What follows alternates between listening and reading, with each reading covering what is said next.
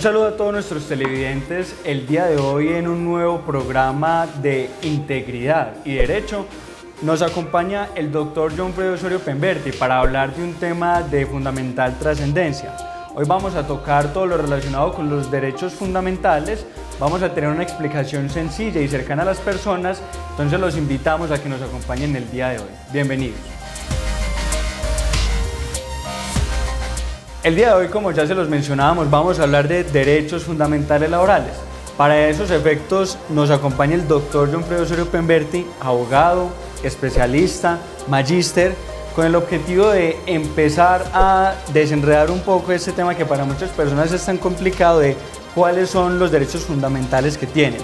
De ahí, doctor John Freddy, que además de darle la bienvenida, empecemos de una vez realizándole las preguntas porque el tiempo es corto. ¿Cuáles son los derechos fundamentales en materia laboral en Colombia y para qué sirven? Bienvenido. El derecho laboral por sí mismo es un derecho fundamental.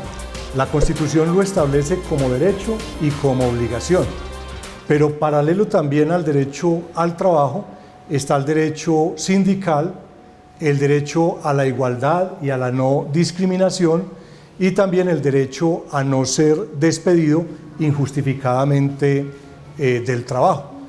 Recordemos que el derecho laboral surge precisamente como una lucha de clases, de pronto para temporar un poco o para equilibrar una relación que por sí misma es diferencial.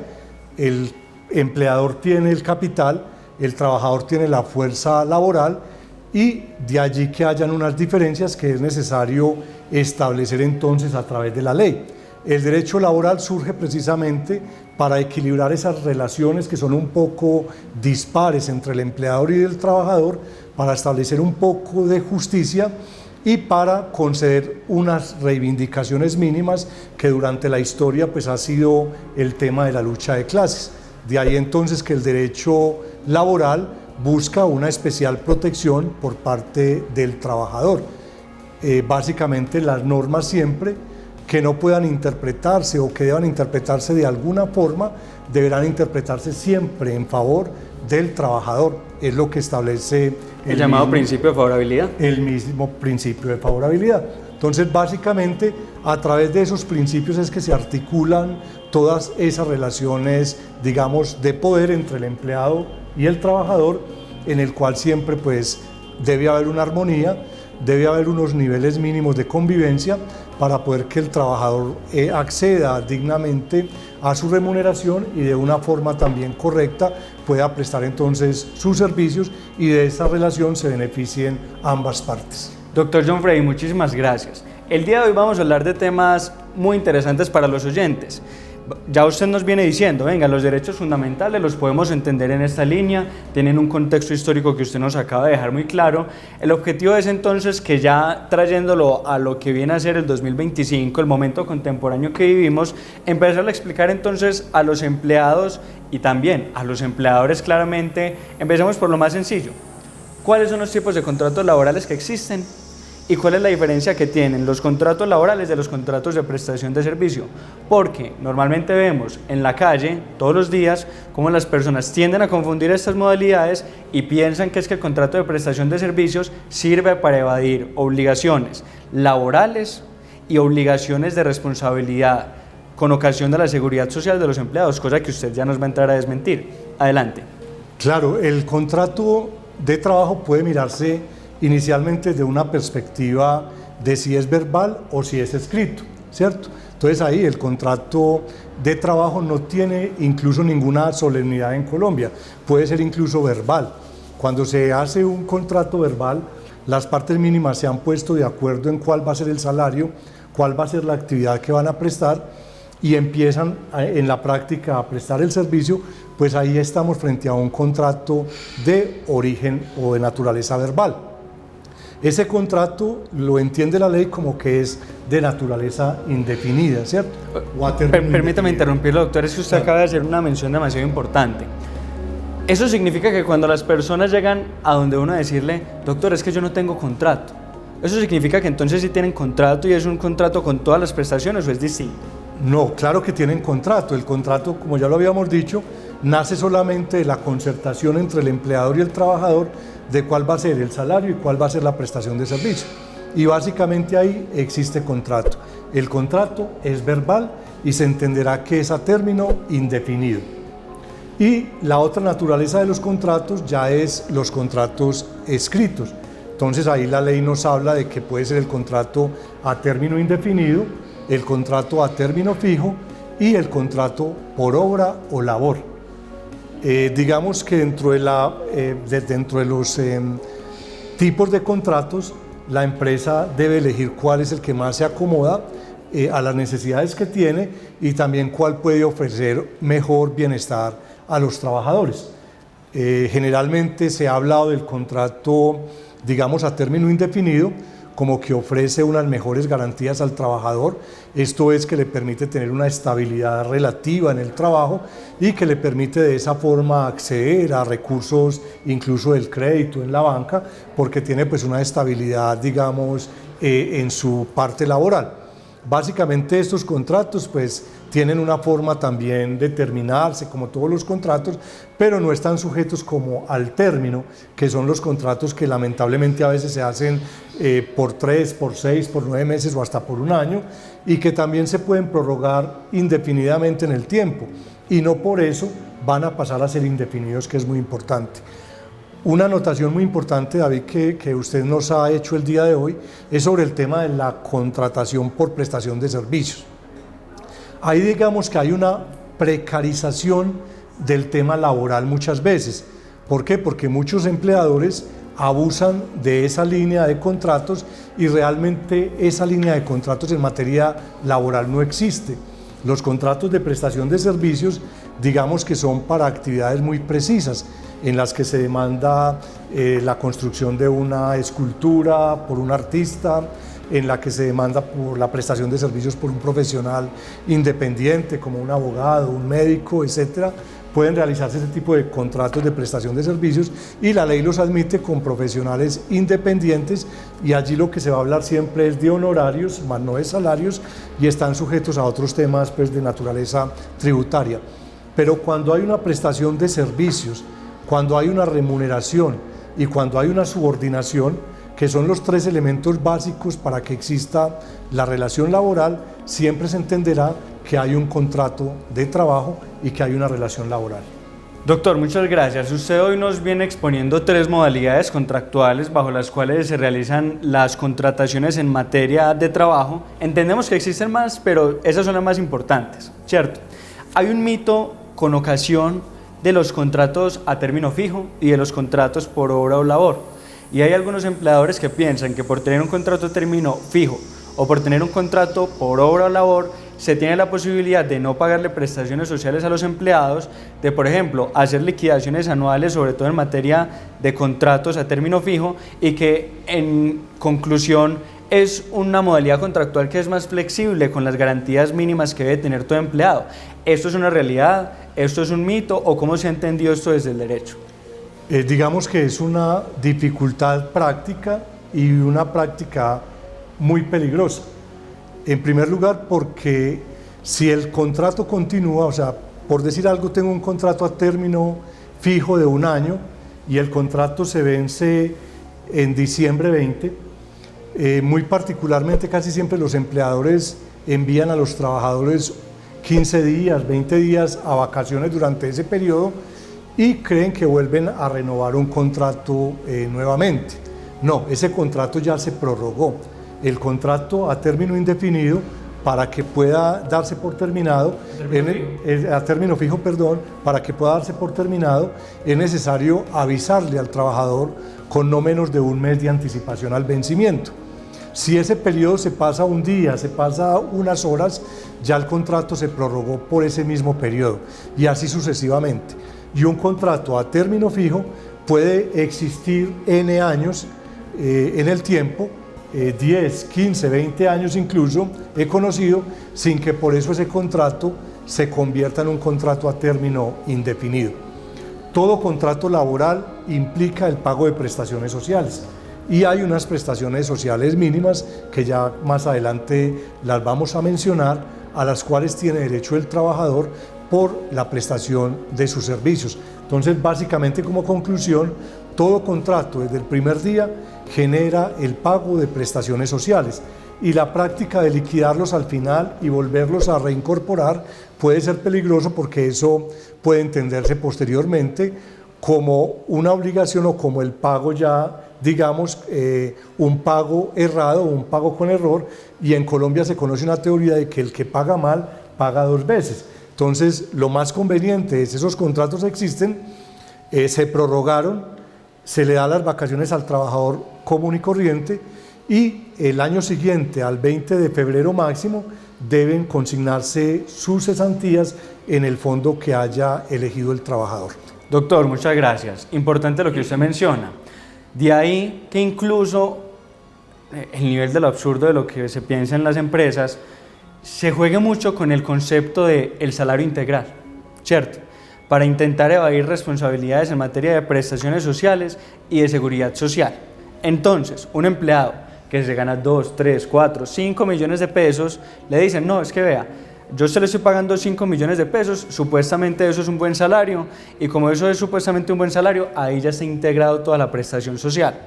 Cuéntanos entonces, doctor, por favor, cuáles son las prestaciones sociales y por qué en ese tipo de ejemplo que yo acabé de dar no opera ese concepto del salario integral, porque no cumple con los montos. Adelante. Correcto, David. En Colombia, para los amables televidentes, el salario integral está establecido en 10 salarios mínimos legales mensuales vigentes, lo que hoy establecería un salario de 14.423.500 pesos como base, más el 30% del factor prestacional. Ese es el salario integral. Los demás salarios no pueden entenderse nunca como salario integral.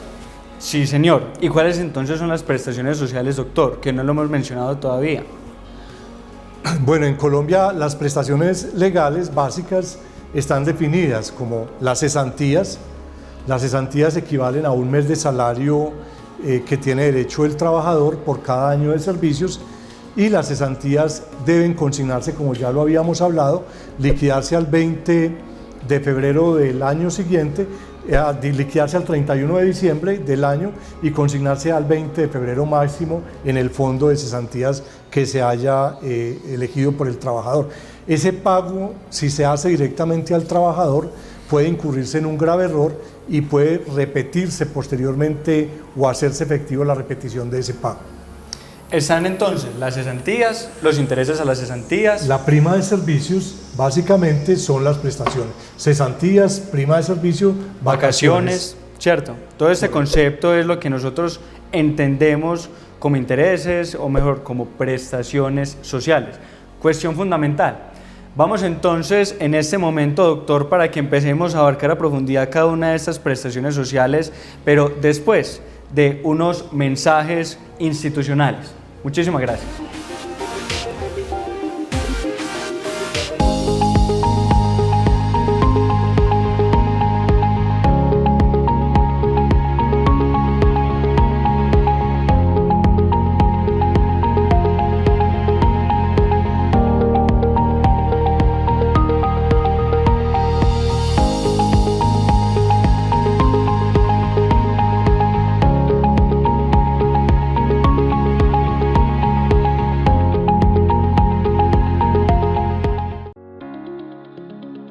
Infórmese sobre el acontecer de la región en Oriente TV Noticias, la alianza de los medios de información local de los municipios del Altiplano del Oriente Antioqueño. Seguridad, cultura, deporte, entretenimiento y mucho más al servicio de la región.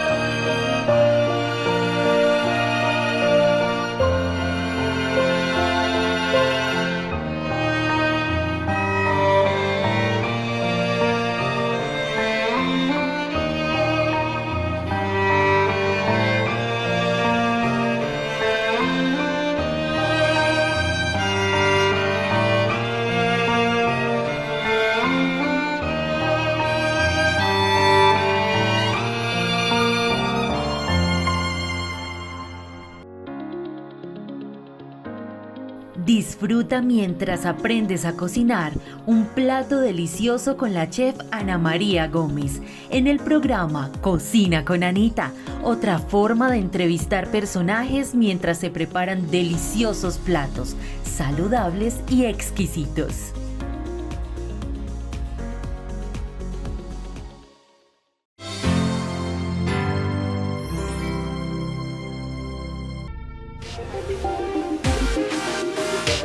Bueno, doctor, después de estos importantes mensajes institucionales, veníamos conversando sobre temas de derecho laboral, derechos fundamentales en la relación contractual del trabajo.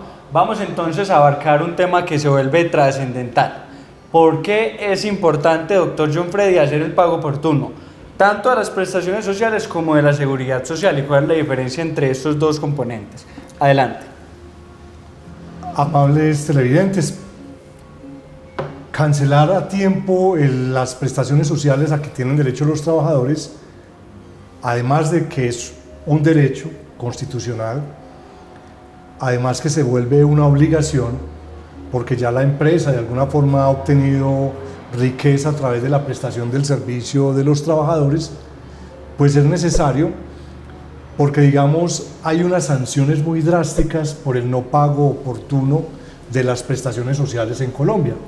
Por ejemplo, el no pago de las cesantías establece una multa que puede ser de un día de salario por cada día de retardo.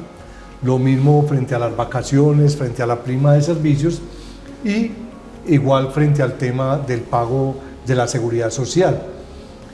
Para que un trabajador pueda tener acceso y su grupo familiar a la seguridad social, es necesario que el empleador cancele los aportes periódicos a la seguridad social en forma oportuna, porque si no puede ser retirado de la prestación de los servicios y eso se convierte en un problema, digamos, mayor cuando hay personas que tienen algunas enfermedades de base o que tienen unos tratamientos pendientes y entonces no incluirlos en la seguridad social es un riesgo inminente y que puede traer no solamente sanciones de tipo económico para el empleador, sino que también puede tener otro tipo de connotaciones en el ámbito del derecho.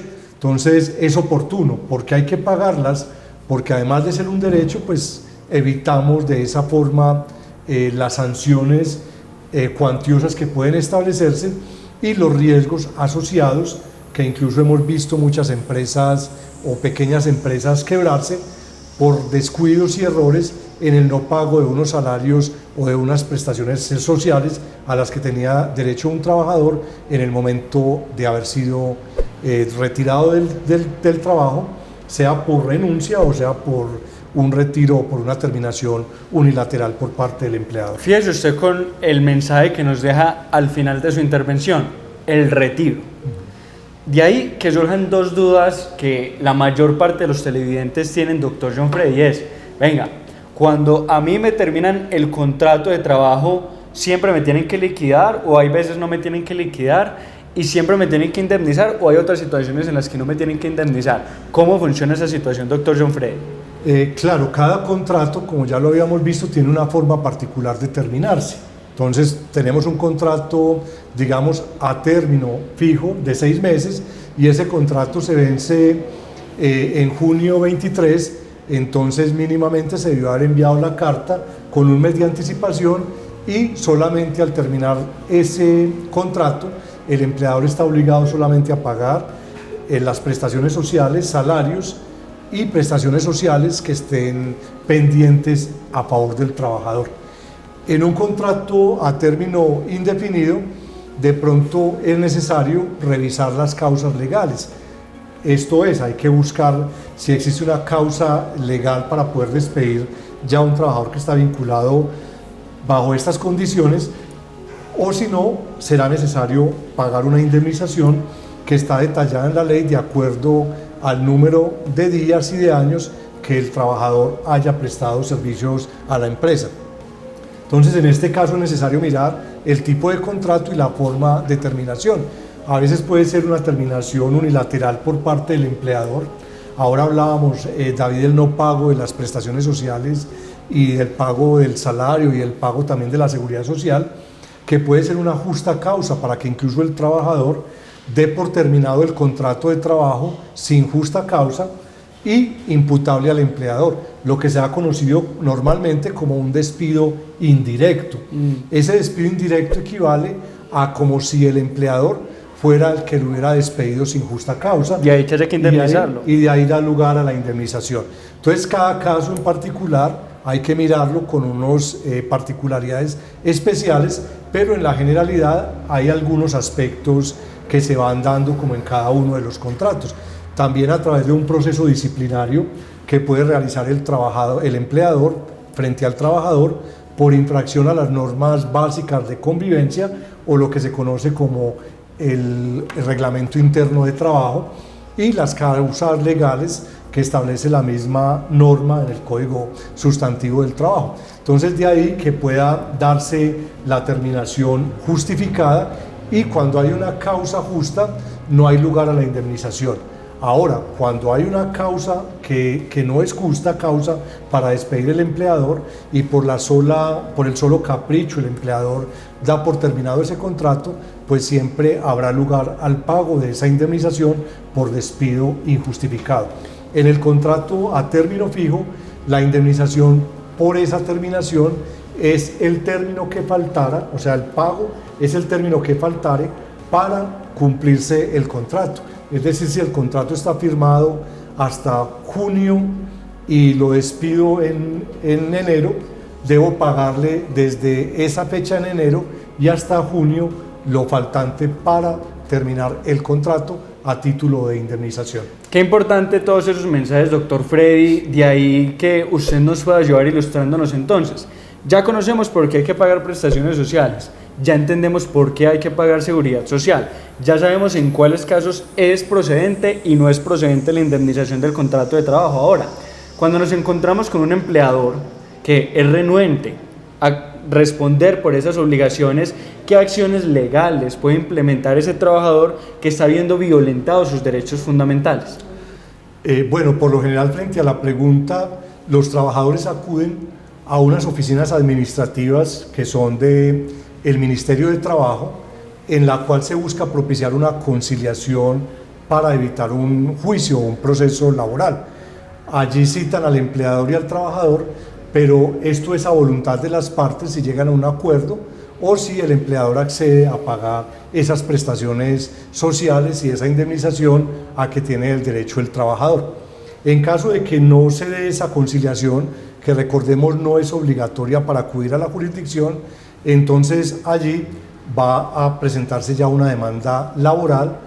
El juez competente es el juez laboral y ante el juez laboral entonces se presentaría ya la demanda en la que el juez determinará si hubo una terminación injustificada del contrato y si hay lugar a unas condenas y a unas declarativas dentro de un proceso ordinario en ese trámite. Incluso eventualmente a un reintegro, dependiendo pues evidentemente del contexto en el que nosotros estuviésemos.